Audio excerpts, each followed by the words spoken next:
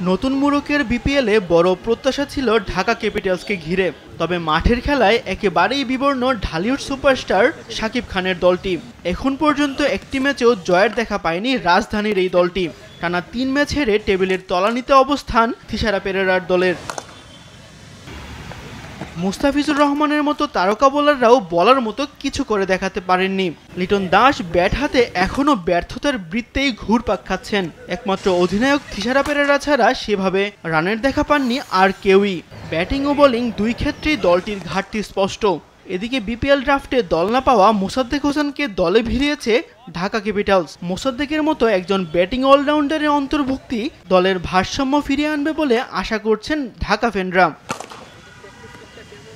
অন্যদিকে টানা ৪ জয়ের টুর্নামেন্ট শুরু রংপুর রাইডার্সের। পয়েন্ট টেবিলে একেবারে প্রথম নামটি নুরুল হাসান সোহানের দলের। শেষ ম্যাচে সিলেটের বিপক্ষে অ্যালেক্স হেলসের দুর্দান্ত সেঞ্চুরিতে ২০৫ রান চেস করে জয় তুলে নেয় দলটি।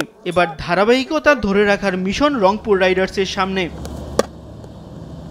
এদিকে নামে ভারে দারুণ দল গড়ে বর্তমান চ্যাম্পিয়ন ফরচুন বরিশাল।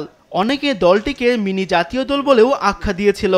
সাথে বিদেশি কালেকশনও দারুণ। টুর্নামেন্ট শুরুটাও হয় দুর্দান্ত এক জয় দিয়ে, কিন্তু পরের ম্যাচেই হোঁচট খায় বরিশাল। ট্রফি ধরে রাখার মিশনে চায়ের দেশে সিলেটের বিপক্ষে জয় ভিন্ন অন্য কিছু ভাবছে না তামিম ইকবালের দল।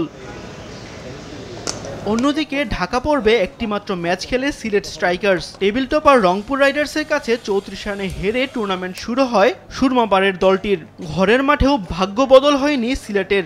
দ্বিতীয় ম্যাচে রংপুরের কাছে ৮ উইকেটে হারে তারা। প্রথম জয়ের খোঁজে বরিশালের বিপক্ষে মাঠে নামবে সিলেটের ফ্র্যাঞ্চাইজি টিম। তাসবিহ শরণ, স্পোর্টস ডেস্ক, দেশ টিভি।